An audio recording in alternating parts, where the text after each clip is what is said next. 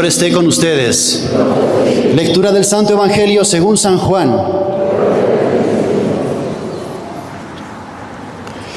En aquel tiempo llegó Jesús a un pueblo de Samaria llamado Sicar, cerca del campo que dio Jacob a su hijo José. Allí estaba el pozo de Jacob. Jesús, que venía cansado del camino, se sentó sin más en el brocal del pozo. Era cerca del mediodía. Entonces llegó una mujer de Samaria a sacar agua y Jesús le dijo: «Dame de beber». Sus discípulos habían ido al pueblo a comprar comida. La samaritana le contestó: «¿Cómo es que tú, siendo judío, me pides de beber a mí, que soy samaritana?» Porque los judíos no tratan con los samaritanos. Jesús le dijo: «Si conocieras el don de Dios y quién es el que te pide de beber, tú le pedirías a él y él te daría agua viva». La mujer le respondió: «Señor, ni siquiera tienes con qué sacar agua y el pozo es profundo. ¿Cómo vas a darme agua viva? ¿Acaso eres tú más que nuestro padre Jacob, que nos dio este pozo del que bebieron él, sus hijos y sus ganados?» Jesús le contestó: «El que bebe de esta agua vuelve a tener sed, pero el que beba del agua que yo le daré nunca más tendrá sed. El agua que yo le daré se convertirá dentro de él en un manantial capaz de dar la vida eterna». La mujer le dijo: «Señor, dame de esa agua para que no vuelva a tener sed, ni tenga que venir hasta aquí a sacarla». Él le dijo: «Ve a llamar a tu marido y vuelve». La mujer le contestó: «No tengo marido». Jesús le dijo: «Tienes razón en decir no tengo marido. Has tenido 5 y el de ahora no es tu marido. En eso has dicho la verdad». La mujer le dijo: «Señor, ya veo que eres profeta». Entonces la mujer dejó su cántaro, se fue al pueblo y comenzó a decir a la gente: «Vengan a ver a un hombre que me ha dicho todo lo que he hecho. ¿No será este el Mesías?». Salieron del pueblo y se pusieron en camino hacia donde él estaba. Cuando los samaritanos llegaron a donde él estaba, le rogaban que se quedara con ellos y se quedó allí 2 días. Muchos creyeron en él al oír su palabra y decían a la mujer: «Ya no creemos por lo que tú nos has contado, pues nosotros mismos lo hemos oído y sabemos que él es de veras el Salvador del mundo». Palabra del Señor.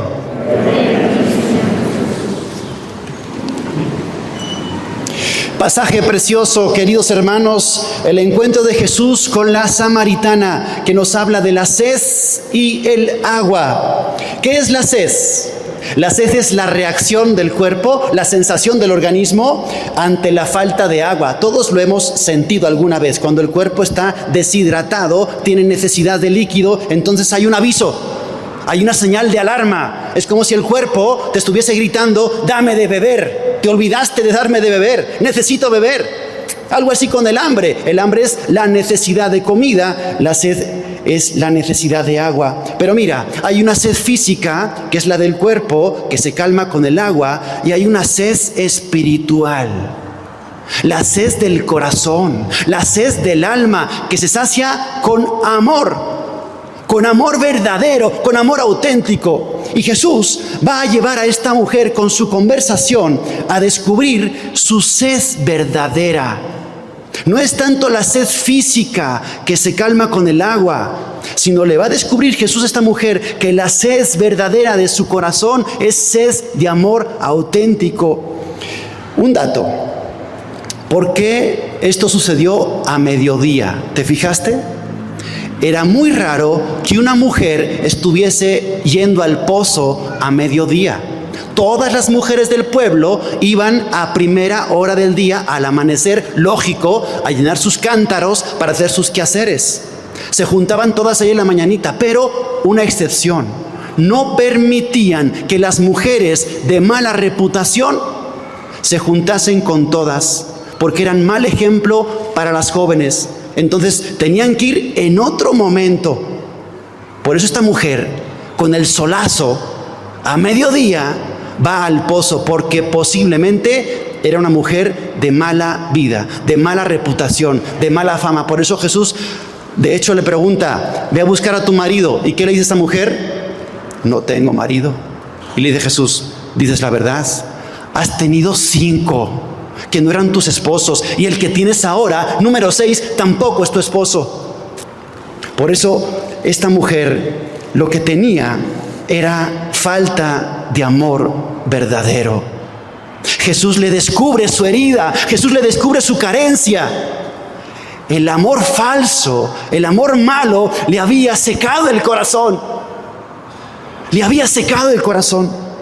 Su verdadera sed era sed de amor auténtico. Y entonces viene Jesús y dice: aquí estoy yo soy el agua viva, yo soy lo que tu corazón está necesitando. Si bebes de esta agua, vuelves a tener sed, pero si bebes del agua que yo te puedo dar, jamás tendrás sed. Y además, si bebes, dice Jesús, tu corazón se convertirá en un manantial de amor para otros. Por eso, no te conformes con los pequeños amores de este mundo. Hermanos, se cumple lo del profeta Jeremías. Dios por el profeta dice: 2 pecados ha cometido mi pueblo. Me abandonaron a mí, que soy la fuente de agua viva, y se han hecho cisternas agrietadas de agua sucia. Estamos bebiendo aguas de los charcos, hermanos. Tu corazón está bebiendo agua de charco, porque el mundo te ofrece amores que no sirven. Nos hiciste, Señor, para ti, decía San Agustín. Y nuestro corazón estará siempre inquieto, hasta que descanse en ti, hasta que acudas al manantial del agua viva. Ahí está. Eucaristía, oración. Mira, Eucaristía diaria y oración todos los días, y te aseguro que tu alma no pasa sed. Pero si no acudes a la Eucaristía y si no haces oración diaria, te aseguro que vas a estar siempre deshidratado. Siempre deshidratado, siempre con sed. Y el mundo no te va a quitar esa sed, porque tu corazón tiene el tamaño de Dios. Y Jesucristo es el agua. ¿Ya sabes cómo le llamo yo a Jesús? La fuente de agua viva que se está muriendo de sed. Esta es otra. Primera palabra de Jesús a la samaritana, ¿qué le dijo? Dame de beber. Dame de beber. Es que esta es otra dimensión, ¿eh? No te puedes imaginar la sed que sufre Jesús por la falta de tu amor. No te puedes imaginar las ansias de su corazón, porque no tiene lo suficiente de ti, ni tu tiempo, ni tu atención. Pero no sé si estás preparado para saber eso. Quizá otro día te lo cuento. Hoy, 8 de marzo, socialmente, Día de la Mujer. Mujeres tienen un corazón precioso. Mujeres tienen un corazón con una capacidad de amor que no es de este mundo. No es de este mundo. Dios se lució cuando creó el corazón de la mujer. Pero miren, 3 cosas. 1, no lo llenen de cualquier cosa. Mujer, no llenes tu corazón de cualquier amor. Selecciona bien, elige bien, que no te engañen con amores falsos, que no sirven. Segunda cosa, llénalo de Dios. Llénalo de Dios. Ámalo a Dios con todas las fuerzas de tu corazón. Y tercero, que sepas que eres el manantial del amor de tu casa. Si tú te secas, toda la familia se muere de sed. Eres el manantial si te llenas de Dios. Y hoy les pido una oración, claro, por, ya sabemos, las marchas feministas. Consecuencias, no sabemos. Aquí en Guadalajara han amenazado con atentar, vandalizar e incluso quemar la catedral y el templo expiatorio. ¿Qué va a pasar? No lo sé. Pero que oremos. Lo que les pasa es que tienen sed profunda de Dios y no lo saben. Si supieran, si conocieran, buscan el amor auténtico y no saben dónde. Lo que pasa es que actúan desde sus heridas, desde el odio. Y lo que pasa es que en su desconocimiento atacan la fuente de vida que les puede dar la vida y el amor que su corazón está necesitando. Vamos a pedir a la Virgen Santísima, a nuestra Madre María, la mujer perfecta, la mujer plena, la mujer completa, que interceda por todos nosotros, por cada mujer, y que ponga en el corazón de cada mujer un pedacito de su corazón. Que así sea.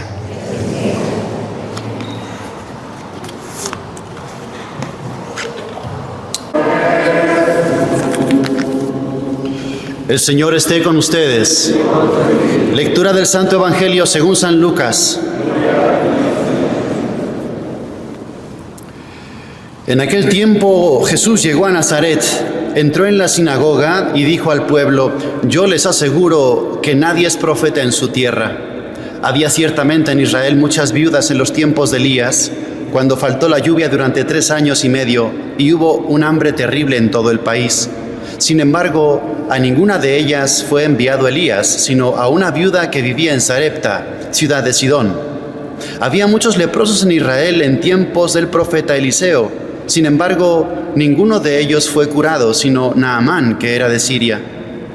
Al oír esto, todos los que estaban en la sinagoga se llenaron de ira, y levantándose, lo sacaron de la ciudad y lo llevaron hasta un precipicio de la montaña sobre la que estaba construida la ciudad, para despeñarlo. Pero él, pasando por en medio de ellos, se alejó de allí. Palabra del Señor.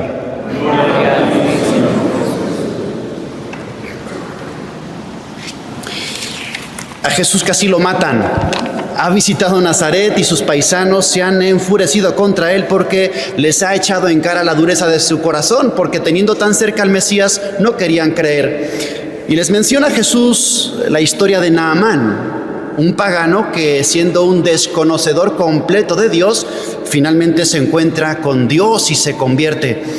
Y hemos escuchado justo la primera lectura de Naamán, el sirio, que tenemos muchas enseñanzas que aprender de ese pasaje. Naamán, el general del ejército sirio, un hombre poderoso, fuerte, valiente, con muchas victorias, que sin embargo tiene una enfermedad mortal, la lepra. Y por ahí va a entrar Dios. Le recomiendan que visite al profeta Eliseo. El profeta Eliseo le recomienda que se meta 7 veces en el río Jordán. Al final, aunque le parece ridículo, lo hace y finalmente se sana y cree en Dios. Pero 2 puntos de esta historia. Primero, las grietas de nuestra vida son las que utiliza Dios para meter su luz por ahí. Este hombre, famoso, fuerte, valiente, temido por todos, había cosechado miles de victorias. Sin embargo, tenía lepra, esta enfermedad, esa batalla no la podía vencer. Ese enemigo le estaba ganando. Tan poderoso y fuerte, pero ahí no podía hacer nada. Y por ahí entra Dios. Fíjate qué curioso. A veces tenemos todas las seguridades en nuestra vida y por donde está tu fragilidad y donde está tu debilidad, ahí es la puerta y la ventana por la que está entrando Dios. Igual que una habitación. Si no tiene grietas, ninguna grieta, no entra la luz. Pero por una pequeña grieta que haya, por ahí empieza a entrar la luz. Dios entra por nuestras miserias, la fragilidad, la debilidad, la pérdida de un ser querido, una adicción que no te deja, una miseria que no superas. Siempre tratas de ocultar esto y sin embargo, por ahí son las grietas de la muralla, de tu prepotencia, de tu orgullo, de tu soberbia, de tu de autosuficiencia. Ahí está esperando Dios para entrar. Pensamos que tenemos que arreglar todo primero. Arreglo mi vida, dejo mi pecado, mejoro en todo y entonces me acerco a Dios. No, precisamente por ahí, por esa puerta de debilidad, cuando sientes la incapacidad y entonces te sientes absolutamente necesitado de Dios, te pones de rodillas y dices: ya no puedo más, no puedo más.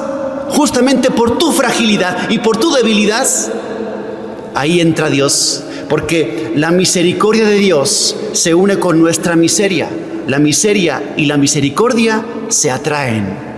Por eso que tantas veces te da vergüenza mostrar, que siempre estás ocultando, quizá por ahí está queriendo entrar Dios. No he venido a buscar a los justos, sino a los pecadores. No tienen necesidad de médico los sanos, sino los enfermos. Justamente en tu enfermedad y en tu fragilidad, ahí viene el médico a buscarte. San Pablo lo experimentó muy bien. Dice en 2 Corintios: para que no crezca mi soberbia, tengo una espina en la carne. Un ángel de Satanás me abofetea todo el tiempo. Le he dicho a Dios que me lo quite y 3 veces me ha dicho: te basta mi gracia, porque en tu debilidad se manifiesta mi fortaleza. En tu debilidad se manifiesta mi fortaleza. Y concluía el apóstol: cuando soy débil soy fuerte.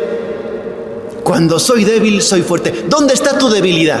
¿Dónde está tu enfermedad? ¿Dónde está ese punto que dices, aquí no puedo? Aquí yo solo no puedo. Sentir tu incapacidad, sentir tu miseria y ponerte de rodillas ante Dios y decirle, por favor, ayúdame. Ayúdame aquí. Cuando ya se me agotaron mis apoyos, mis fortalezas y mis seguridades, cuando tú terminas, empieza Dios. Cuando tú terminas, empieza Dios. Y la otra gran enseñanza es que este hombre, cuando Eliseo le dice que se bañe 7 veces en el río Jordán, dice, qué ridículo es esto. Se enojó y se iba ya. Y le dicen, haz lo que te está pidiendo. Aunque te parezca ridículo y absurdo, hazlo. Aprendamos también que los milagros suceden en la sencillez. En la sencillez, en la constancia, en la repetición de pequeñas cositas que te manda Dios para que tú hagas lo posible y Él se encargue de lo imposible. Siempre sucede así. En esto de la santidad y de los milagros, Dios hace casi todo. Tú haces casi nada, pero si tú no haces tu casi nada, Dios no pone su casi todo. Mucha gente viene agobiada, me dice, Padre, ¿qué hago? Está muy difícil el problema. No está muy difícil el problema. La medicina está muy sencilla, es de todos los días, Eucaristía diaria, oración diaria, rosario diario, y tú te sanas de todo. Yo te aseguro que tú te sanas de todo. En la cotidianidad, en el todos los días estar buscando a Dios, en lo sencillo. No hace falta grandes cosas, porque este hombre se imaginaba una gran ceremonia, una oración poderosísima, un ritual a la altura de su dignidad. No, lo sencillo. En el día a día, lo cotidiano, la repetición de actos bonitos, preciosos y de fe, le obligan a Dios al milagro, decía Pablo VI. Cuando Dios ve un alma que tiene una fe pura, la pone en obras y es constante, Dios se ve obligado al milagro. Una vez conocí un matrimonio, llevaban 35 años juntos y me asombraba ver lo bien que se trataban, lo bonito que se trataban. Y le pregunté a la mujer, oigan, ¿tienen algún secreto? Y me decía la mujer, mira, yo no sé si tenemos algún secreto, pero le digo un detalle, padre. Mi esposo todos los días corta una flor del jardín y me la pone en la mesita de al lado de mi mesa. Eso me conquista el corazón todos los días. Aprendamos que los milagros suceden en lo pequeño, en lo sencillo de todos los días, en lo cotidiano. No hace falta complicarse la cabeza con grandes cosas. En lo pequeño está la salvación. En lo pequeño está el milagro. Por eso aprendemos de esta gran historia de Naamán que Dios entra en tu corazón por las grietas de tu debilidad. Eso que tratas de ocultar, eso que te avergüenza, por ahí está la puerta, la ventana por la que Dios está queriendo hacer el milagro en tu vida. Y en segundo lugar, las grandes conversiones y los grandes milagros suceden con lo pequeño de todos los días, lo cotidiano, repetido, con fe y con amor, conquista los milagros del cielo. Que el Señor, que la Virgen Santísima nos haga abrir el corazón en esas nuestras debilidades, fragilidades, impotencias e incapacidades. Cuando eres débil, eres fuerte. Y no te canses, todos los días conquista el corazón de Dios y quizá el corazón de tu esposa o de tu esposo o de los tuyos con pequeños actos bonitos, preciosos de amor y de fe. Que así sea.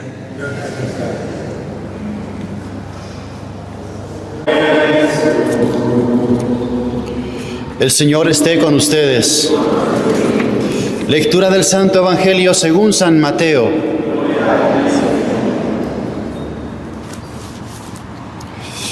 En aquel tiempo Pedro se acercó a Jesús y le preguntó: si mi hermano me ofende, ¿cuántas veces tengo que perdonarlo? ¿Hasta 7 veces? Jesús le contestó: no solo hasta 7, sino hasta 70 veces 7. Entonces Jesús le dijo: el reino de los cielos es semejante a un rey que quiso ajustar cuentas con sus servidores. El primero que le presentaron le debía muchos millones. Como no tenía con qué pagar, el Señor mandó que lo vendieran a él, a su mujer, a sus hijos y todas sus posesiones para saldar la deuda. El servidor, arrojándose a sus pies, le suplicaba diciendo: «Ten paciencia conmigo y te lo pagaré todo». El rey tuvo lástima de aquel servidor, lo soltó y hasta le perdonó la deuda. Pero apenas había salido aquel servidor, se encontró con uno de sus compañeros que le debía poco dinero. Entonces lo agarró por el cuello y casi lo estrangulaba mientras le decía: «Págame lo que me debes». El compañero se le arrodilló y le rogaba: «Ten paciencia conmigo y te lo pagaré todo». Pero el otro no quiso escucharlo, sino que fue y lo metió en la cárcel hasta que le pagara la deuda. Al ver lo ocurrido, sus compañeros se llenaron de indignación y fueron a contar al rey lo sucedido.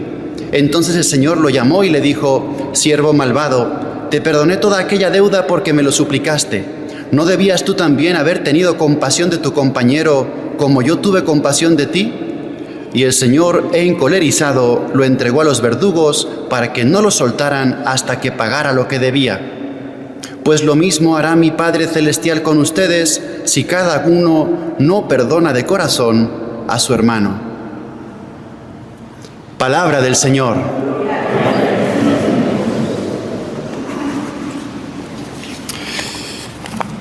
Muchos nos hacemos la siguiente pregunta: ¿hasta cuándo tengo que aguantar?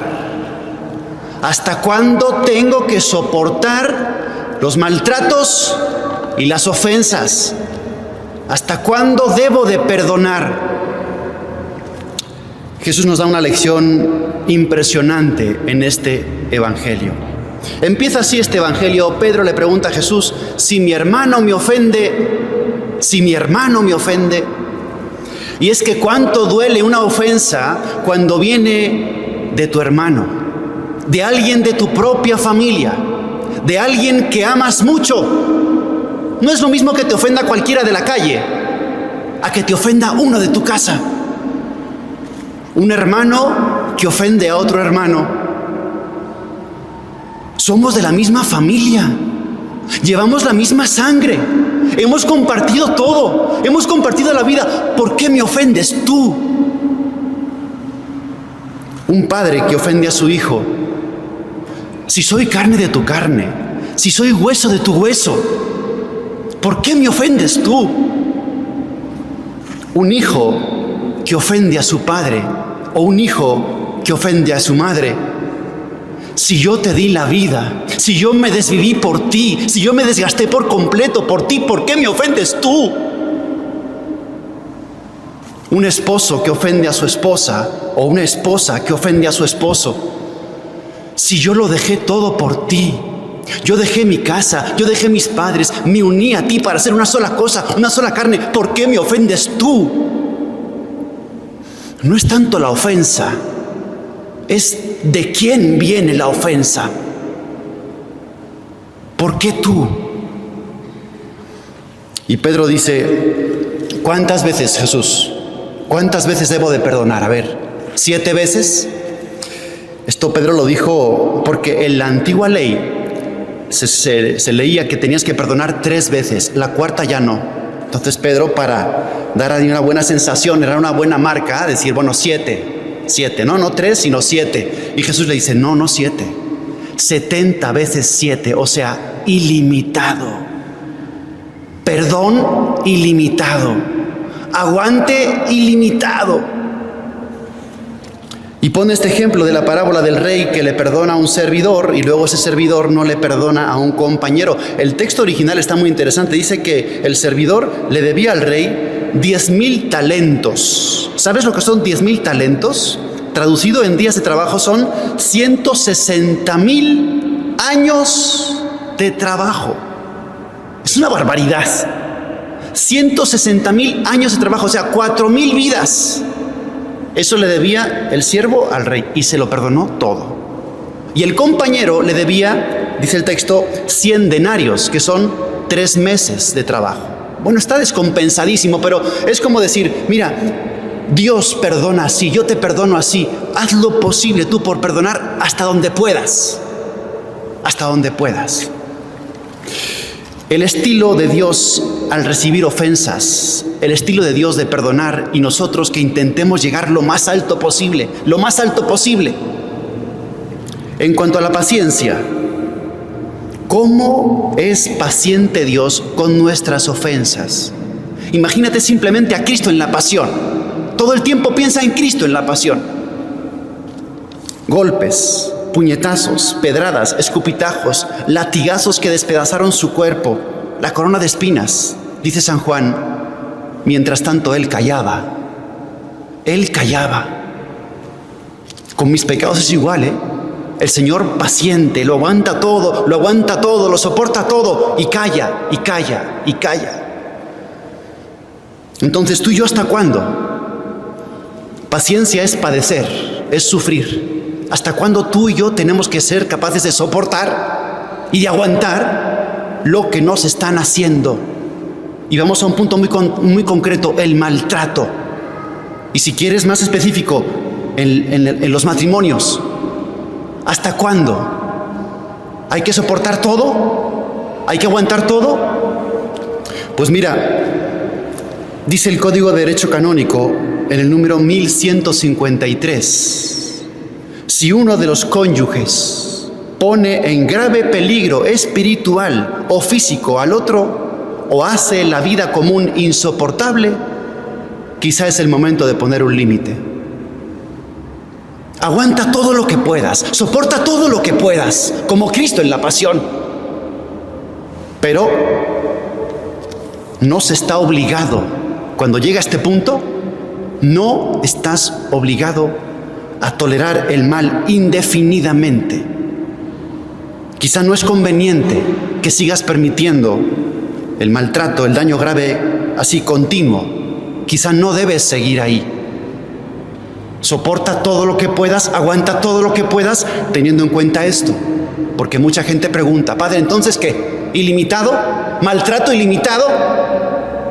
Bueno, pues la Iglesia es sabia y te dice, aquí quizá sí hay que poner un límite. Pero mientras puedas, aguanta, soporta, como Cristo en la pasión.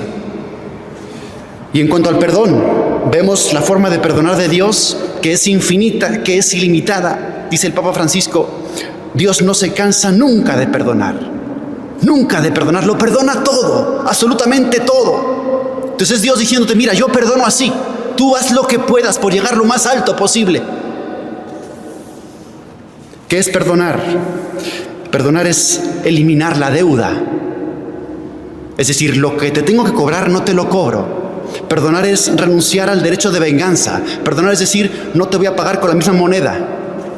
Perdonar es lo suelto. No es decir, no pasó nada. No es decir, no tuvo importancia. Sí, estuvo mal, fue importante, pero renuncio a mi derecho de venganza. ¿Hasta dónde perdonar? ¿Cuándo perdonar? ¿Y cuándo ya no se puede perdonar? Todo lo que puedas, sobre todo si te están pidiendo perdón, si hay síntomas de arrepentimiento y si hay síntomas de cambio, entonces sí, por favor, perdona. No 7 veces, 70 veces 7, siempre, ilimitado. ¿Cuándo ya empezamos a ver el límite del perdón? Por ejemplo, en la infidelidad.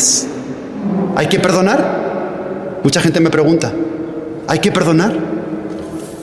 Pues mira, la peor herida que puede sufrir un matrimonio, decía San Juan Crisóstomo, es la infidelidad. La peor herida que le puedes hacer a tu matrimonio es la infidelidad. Si eres infiel, aunque no te hayan descubierto, que sepas que estás acuchillando mortalmente el corazón de tu matrimonio. La peor herida que puedes infringir a tu matrimonio es la infidelidad. ¿Y qué hay que hacer ahí? Si hay arrepentimiento, intenta perdonar, sobre todo si hay hijos. Intenta perdonar, aunque te va a costar mucho abrazar esa cruz y seguir cargándola hasta el final y te va a sangrar todo el tiempo la herida. Intenta perdonar. Pero ahora, si no hay arrepentimiento y si sigue la infidelidad, entonces intenta perdonar en tu corazón para no cargar con odio, con rencor, con resentimiento, con esa herida toda la vida. Pero quizá no estás obligado a seguir en la misma situación. Quizá no es conveniente seguir en la misma situación.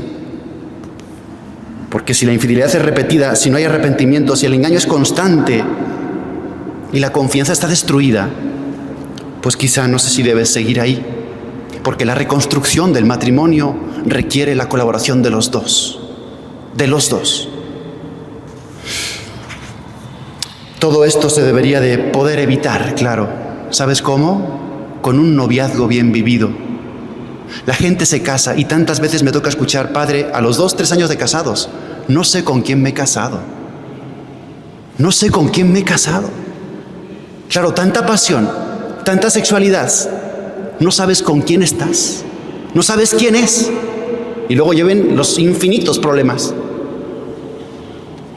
Que el Señor nos dé esta capacidad de perdonar ilimitadamente, de soportar todo lo que podamos. Y quizá, no sé, a lo mejor hay que poner algún límite. Dios no lo quiera. Dios no lo quiera. Que la Virgen María bendiga todos los matrimonios especialmente, y que nos dé esta humildad, esta serenidad y esta capacidad de perdonar como Dios perdona. Que así sea.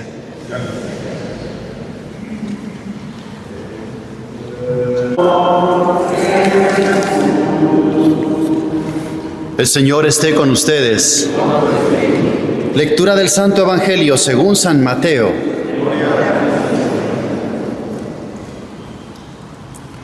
En aquel tiempo Jesús dijo a sus discípulos: no crean que he venido a abolir la ley o los profetas.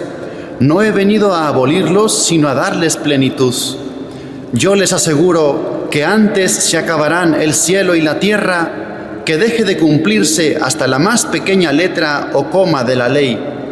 Por lo tanto, el que quebrante uno de estos preceptos menores y enseñe eso a los hombres, será el menor en el reino de los cielos. Pero el que los cumpla y los enseñe, será grande en el reino de los cielos. Palabra del Señor.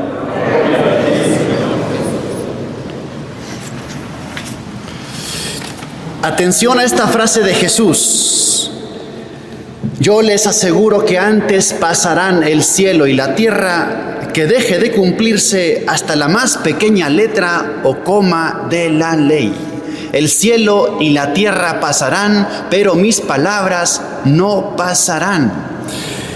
Pasa la historia, pasan las civilizaciones, pasan los reinados, la vida de los hombres, pero la tierra aquí sigue y el cielo aquí sigue.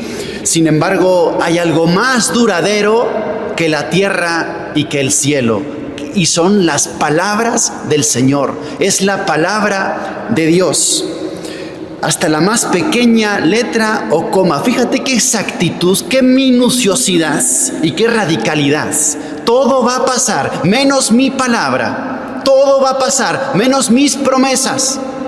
Esta es la garantía eterna. Cuando vas a comprar algo, tú buscas que te den garantía, ¿sí o no? Y miras ahí en el refri y uno pone 1 año de garantía, y el otro 5 años de garantía, y el otro 10 años de garantía.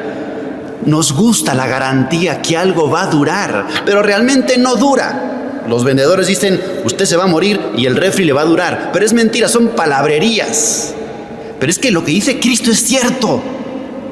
Puedes tener seguridad y confianza en mí y en mi palabra. Lo demás, todo te puede fallar. Yo cuando estoy casando alguna pareja y cuando llega el tiempo del consentimiento, del yo te prometo fidelidad en las buenas y en las malas, en la salud y en la enfermedad, yo estoy orando por ellos y le digo, Señor, ayúdales a cumplirlo. Porque una cosa son las palabras y otra cosa es la realidad. Pero es que todo en esta vida nos puede fallar. Solamente Dios no falla. Solamente su palabra no falla. Solamente su promesa no falla.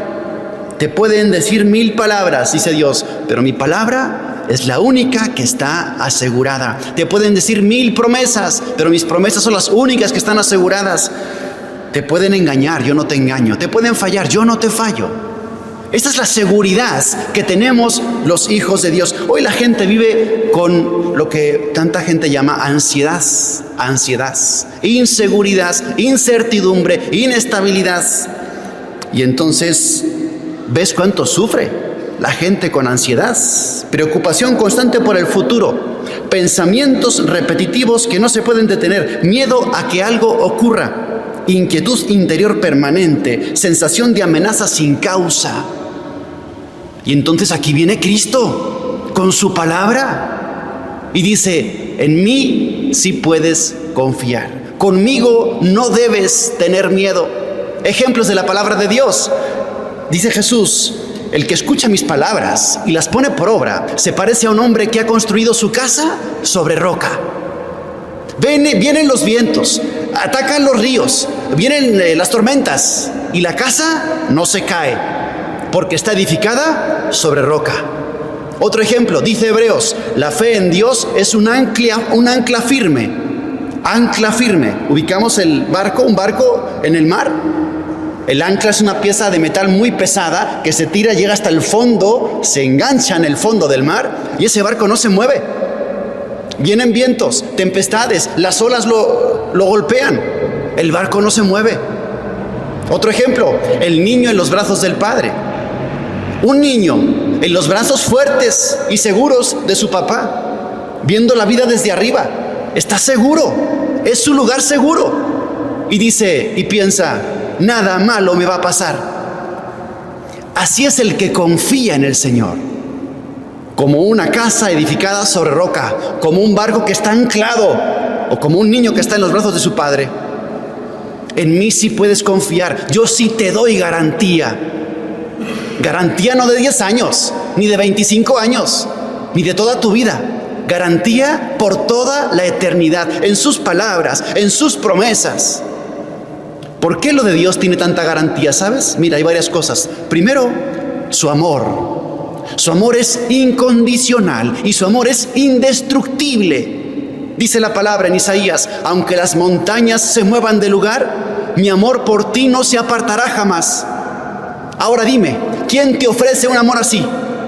¿Quién? Ni siquiera tu esposa, ni siquiera tu esposo. Aunque las montañas se muevan de lugar, mi amor por ti no se apartará jamás. Amor indestructible, amor incondicional.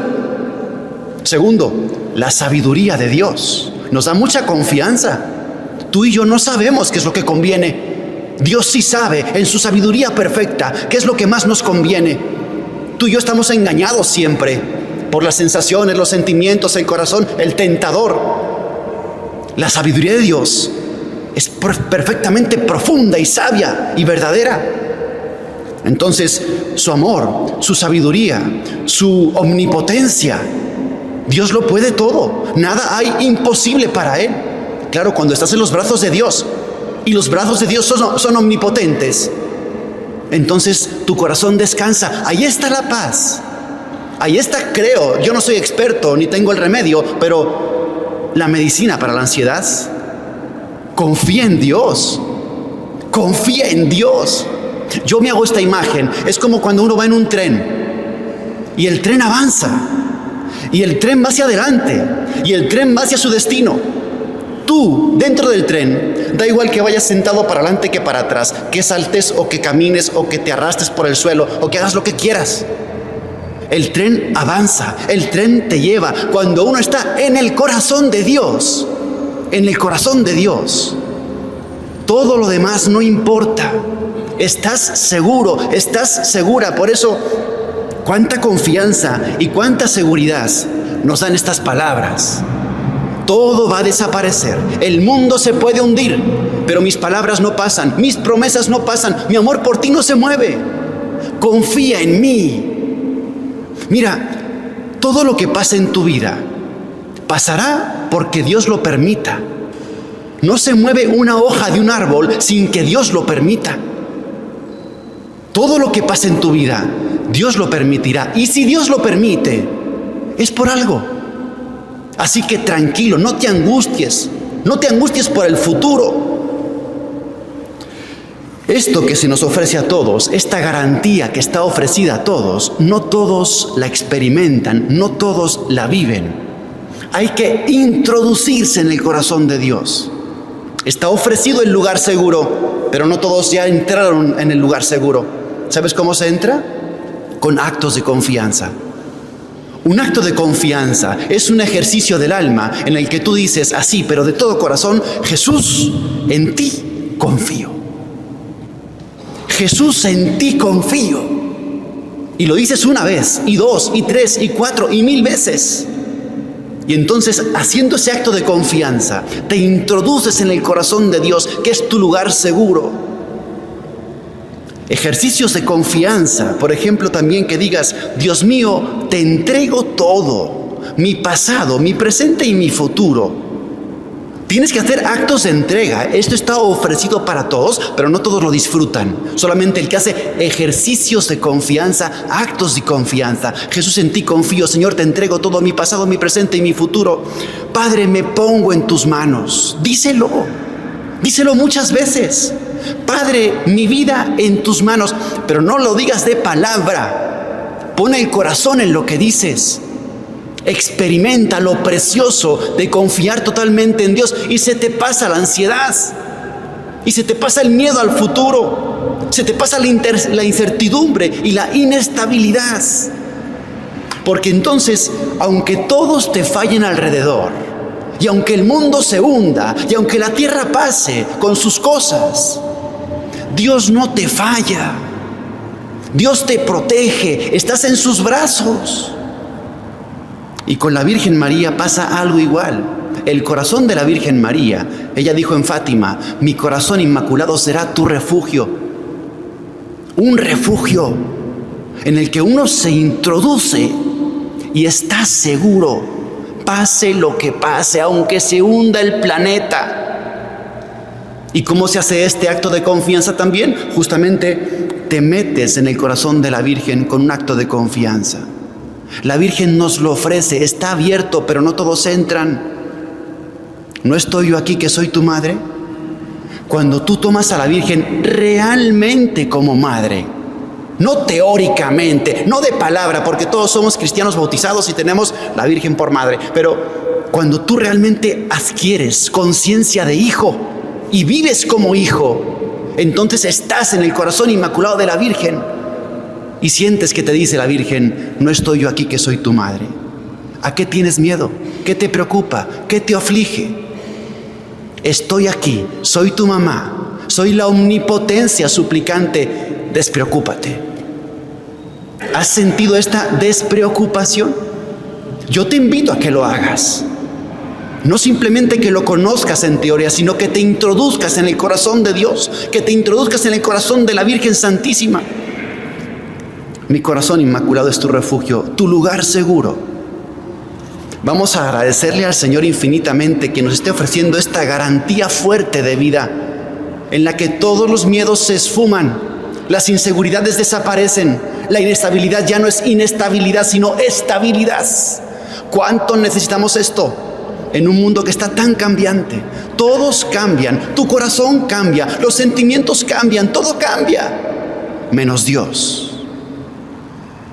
Todos los amores son inseguros, todos los amores son inseguros, menos el de Dios. Todas las palabras son sospechosas, todas las palabras son sospechosas. Su veracidad no está asegurada, salvo las de Dios. Mi palabra, mi promesa, mi amor por ti no se mueve. Confía, confía. Que la Virgen nos ayude a hacer estos actos profundos de confianza y de seguridad. Que así sea.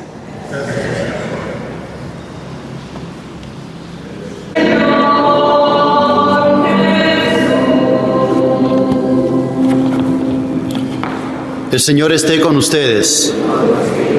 Lectura del Santo Evangelio según San Lucas.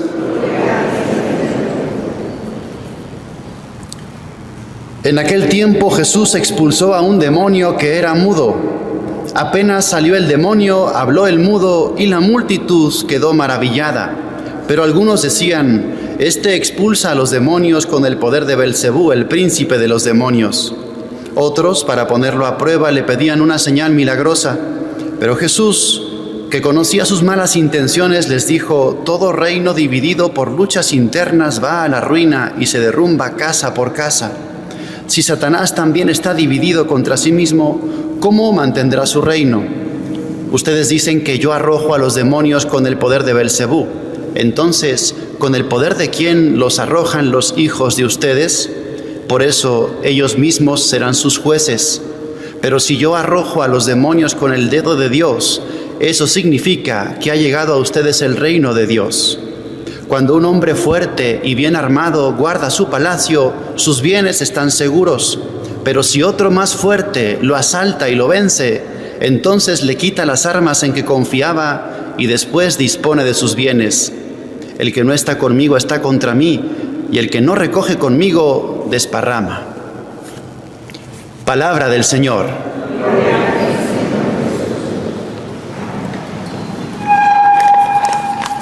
Tengo algo muy importante que decirte. Escúchame, por favor.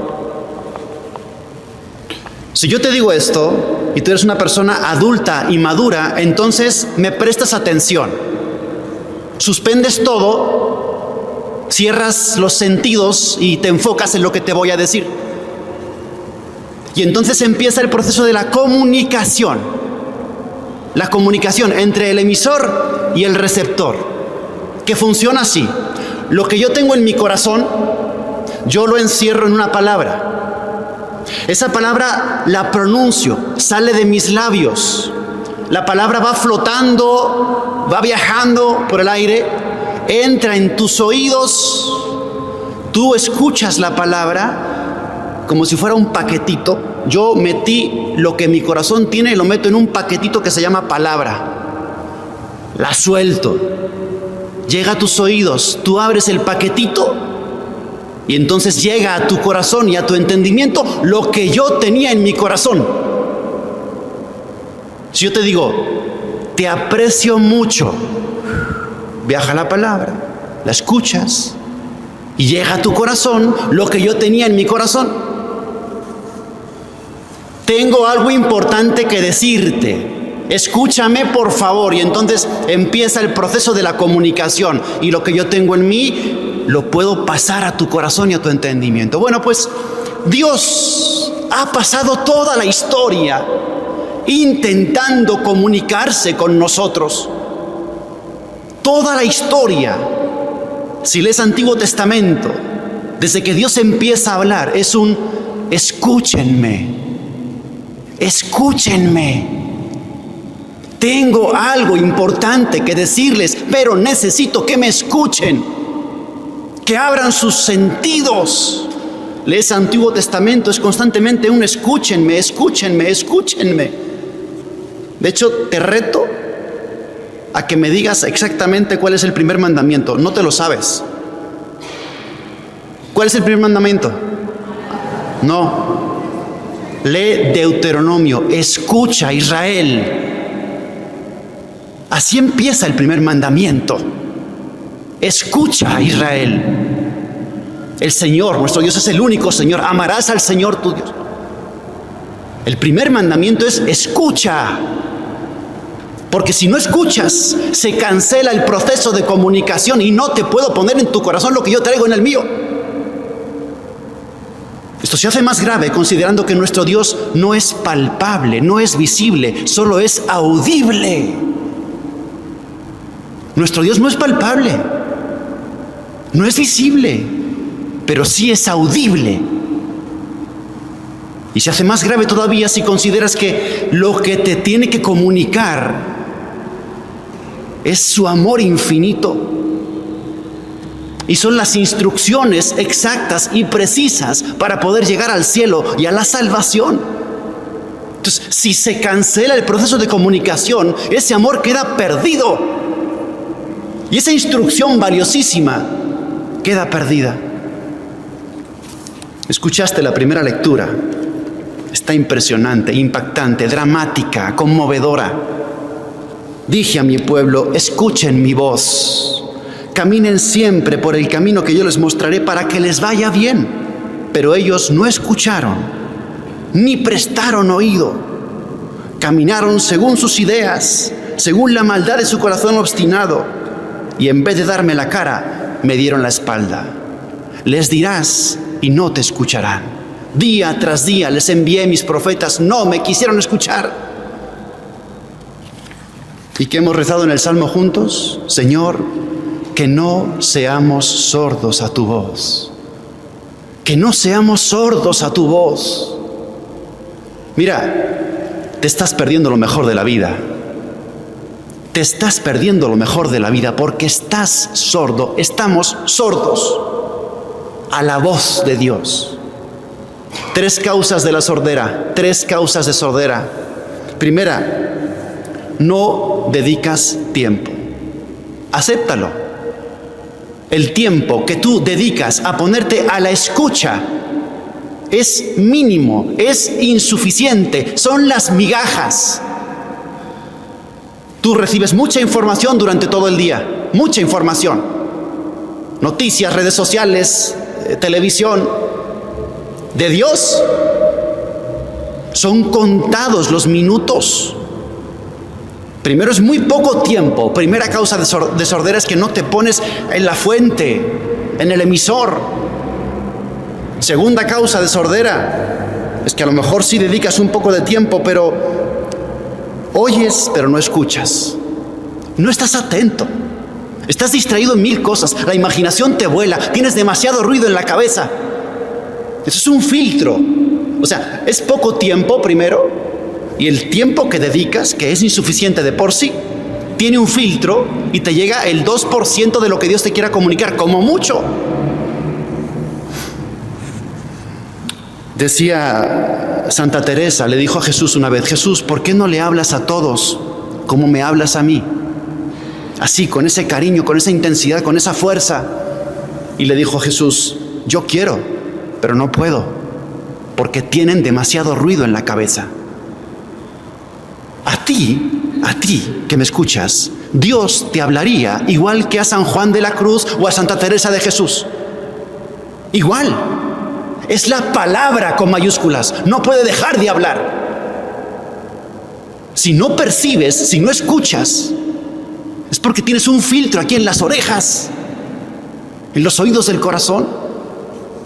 Tu imaginación está en otro lado. Tienes demasiado ruido, estás muy ocupado. Y la tercera causa de sordera, que es la peor, yo creo, y es una enfermedad espiritual grave que se llama dureza de corazón. Dureza de corazón. No es tanto que no escuchas, es que no quieres escuchar. No quieres escuchar. No falta el joven curioso que me pregunta: padre, a ver, dígame, ¿qué es lo más fuerte que ha escuchado usted en una confesión? O sea, lo peor. ¿Sabes qué es lo peor que yo siento en las confesiones? Lo que me ha hecho llorar en los confesionarios, llorar. No es el pecado que yo he escuchado, es sentir la dureza del corazón de la persona, la frialdad del corazón, que te dice: he abortado, he sido infiel a mi esposa, y no se le mueve ni una fibra del corazón. Y no se le mueve ni una fibra del corazón. Ya perdió la sensibilidad. Ya se murió su conciencia. Ya le da igual pecar. Eso es lo que más duele. El que ya mató su corazón. El que ya se cerró a la voz de Dios. No el que no escucha, es el que no quiere escuchar. Y le estás intentando aconsejar y sientes que tiene prisa porque ya se quiere ir, solo quiere su absolución para sentirse tranquilo.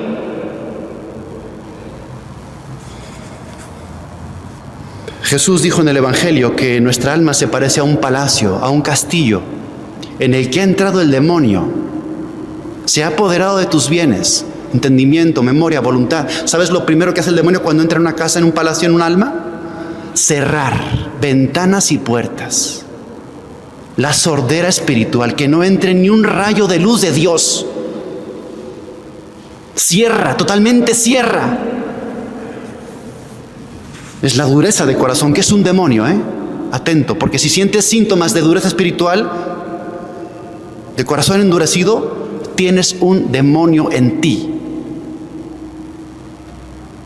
Si sientes que la conciencia ya no te está funcionando, que pierdes la sensibilidad de Dios, que te justificas de tus pecados y que estás tomando como la decisión de permanecer en tu pecado, aunque estés escuchando otras cosas, pero no, tú ya tomaste la decisión. Tienes un demonio, el demonio de la dureza de corazón. Lo bonito, la noticia que aquí dice Jesús, cuando llega otro más fuerte, invade esa casa y recupera los bienes. Ese es Cristo, el más fuerte. Es más fuerte que el fuerte, porque el demonio es fuerte, pero Cristo es más fuerte.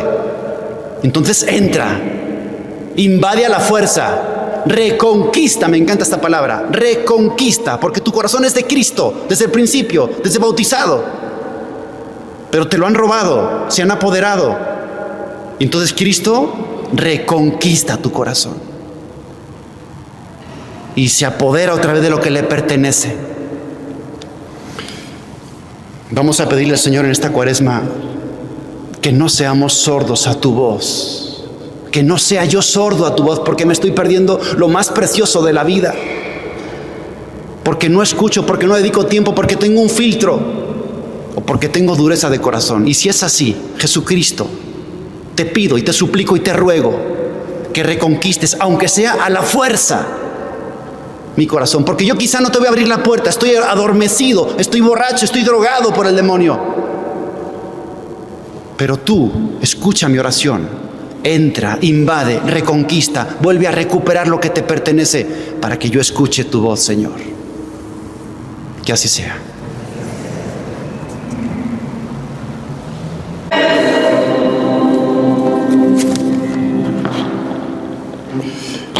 El Señor esté con ustedes. Lectura del Santo Evangelio según San Marcos.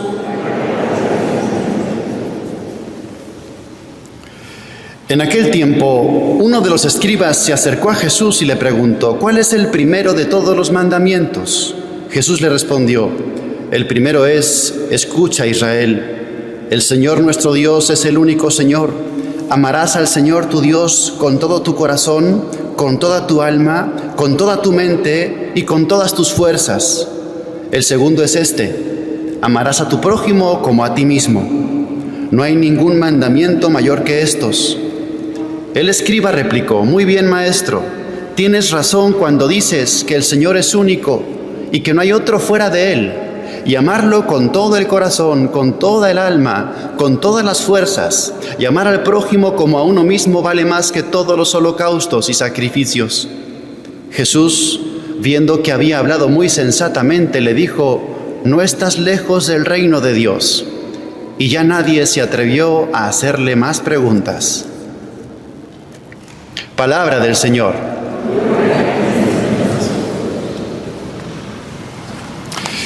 Este evangelio lo hemos escuchado cientos de veces, te lo sabes de memoria, pero te tengo que decir algo que posiblemente no te va a gustar. No lo conocemos a fondo, no lo entendemos bien y creo que tampoco lo cumplimos bien. Se acerca un escriba a Jesús y le pregunta: ¿cuáles son los mandamientos más importantes? Y ahí va este resumen de 10 en 2 que hace Jesús. Amarás al Señor tu Dios con todo tu corazón, con toda tu alma, con todas tus fuerzas, y al prójimo como a ti mismo. Expliquemos un poco mejor. Primer mandamiento, o mandamiento más importante y central, ¿cuál es? Ayer te lo dije, no sé si te quedó clara la lección. No es amarás. El primer mandamiento es: escucha. Escucha, Israel. ¿Sabes por qué es tan importante esto de escucha? Te dice Dios: es que si no me escuchas, no me puedo comunicar contigo. Si no me comunico contigo, no me conoces. Si no me conoces, no entiendes que esto es cuestión de amor. Los mandamientos son cuestión de amor, no es una especie de norma policíaca que te pongo. Si no me escuchas, no me conoces, y si no me conoces, no entiendes que todo esto de los mandamientos no son normas que me he inventado, sino es cuestión de amor. Dios no nos da los mandamientos porque le gusta mandar, le gusta amar. Le gusta amar, y amar es querer el bien de la persona que se ama. Los mandamientos son justamente eso, el camino, estar en la frecuencia del amor, el camino que te lleva al amor. Por eso escucha, ¿Qué más dice? Amarás al Señor tu Dios, amarás. Y uno dice, a ver, Padre, usted nos ha dicho siempre que el amor no se puede obligar. El amor tiene que ser libre. ¿Cómo se le ocurre? Esto suena como muy dictatorial, muy impositivo, suena muy egoísta. Amarás al Señor, me amarás, me tienes que amar. Es una invitación fuerte. Claro que el amor no se obliga, pero a ver si me explico. Imagínate que un papá tiene la capacidad de sanar con sus abrazos. Tiene ese poder de sanar con sus abrazos. Y resulta que su hijo está enfermo, gravemente enfermo, está a punto de morir. ¿Qué hace el padre? Aparece en la habitación del hijo y le dice, ¿qué le dice? Abrázame. Hijo, abrázame. Abrázame con todas las fuerzas que puedas. Porque en ese abrazo te vas a sanar. Dios no está pidiendo para él. Es un beneficio para ti. Amarás al Señor, porque cuando Dios nos manda amarle, es porque es un beneficio maravilloso, es un provecho increíble para ti. ¿Y qué más dice? Con todo tu corazón, con toda tu alma, con todas tus fuerzas. Y te subrayo con todo, todo. Aquí, hermanos, siempre estamos en omisión, siempre. Jamás tendríamos siempre que confesarnos de no cumplir el primer mandamiento, porque con todo el corazón, no te dejes nada, no es una parte, es todo tu pensamiento, es todo tu corazón, es toda tu vida, es toda tu fuerza para Dios, con todo tu corazón.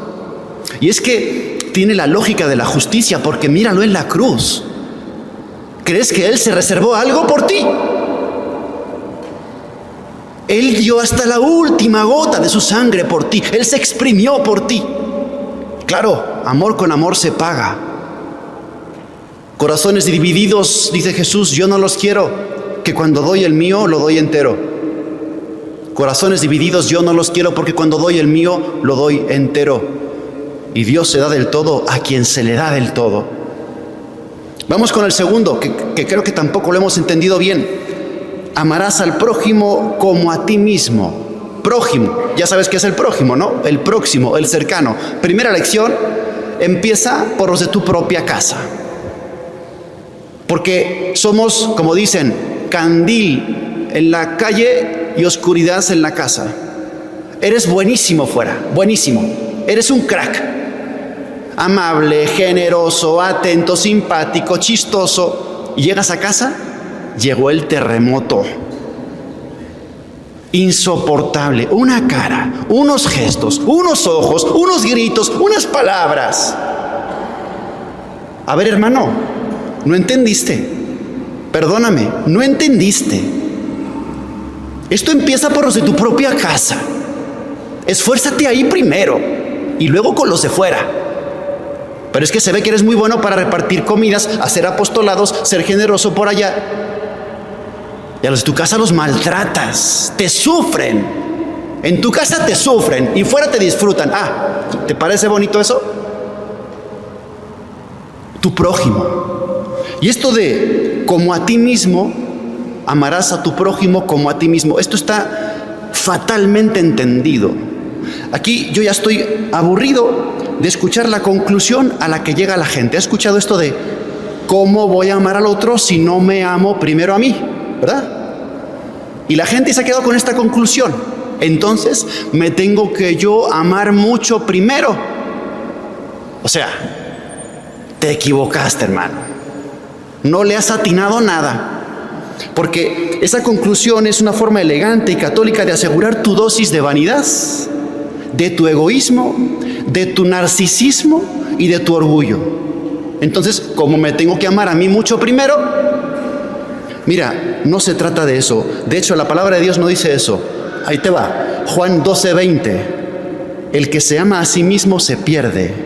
El que se aborrece a sí mismo se asegura para la vida eterna. Espérate, es que la palabra de Dios te está pidiendo lo contrario. El que se ama a sí mismo se pierde. El que se aborrece a sí mismo se gana para la vida eterna.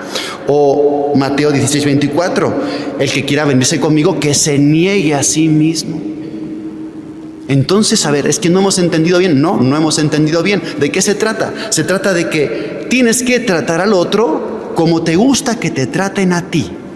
O sea, que seas amable, que seas comprensivo, que seas educado, que digas palabras dulces y bonitas como te gusta que te las digan a ti, primero.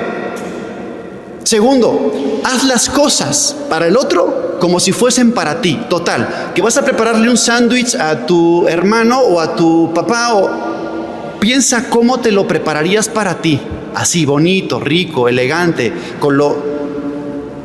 Y sin embargo, cuando lo haces para ti, lo haces muy bien. Si lo haces para el otro, es un desastre. 4 cosas ahí te va. Haz las cosas como si fuesen para ti. Llega la pizza, las rebanadas de diferente tamaño. No sé cómo las cortan, pero siempre son de diferente tamaño. ¿A por cuál vas? ¿A por cuál vas? Siempre. A por la grande. Ama al otro como a ti mismo es, elige tú la grande y yo elijo la pequeña. Claro, dejar para el otro lo mejor y tú elegir lo peor, eso es amar al prójimo como a ti mismo. Y otro ejemplo muy sencillo, creo que se entiende muy bien. La opinión de los demás, la idea de los demás, los proyectos de los demás, como si fuesen los tuyos. O sea, que si hay una discusión y tú dices, hay que hacer las cosas A, B y C, y el otro dice, no, es H, F y G, y tú, no, A, B, C, y el otro, no, H, F, E. Bueno, haz las cosas como el otro dice, como si fuese tu plan.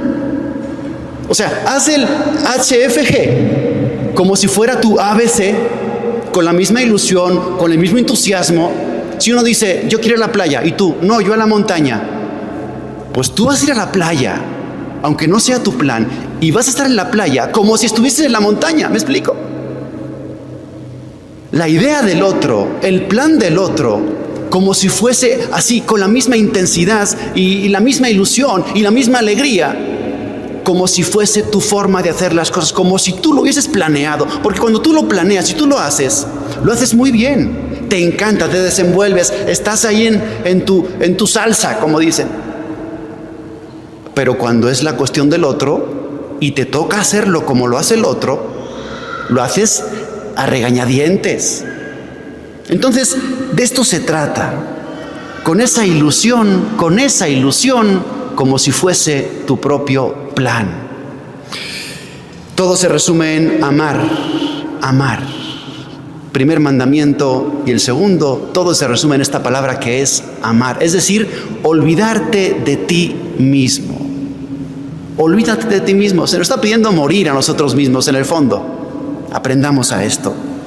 Que la Virgen nos ayude a liberarnos de nuestro yo, de nuestro egoísmo, que es lo que nos ata, lo que nos oprime, lo que nos impide cumplir bien, entender bien los mandamientos. Que así sea.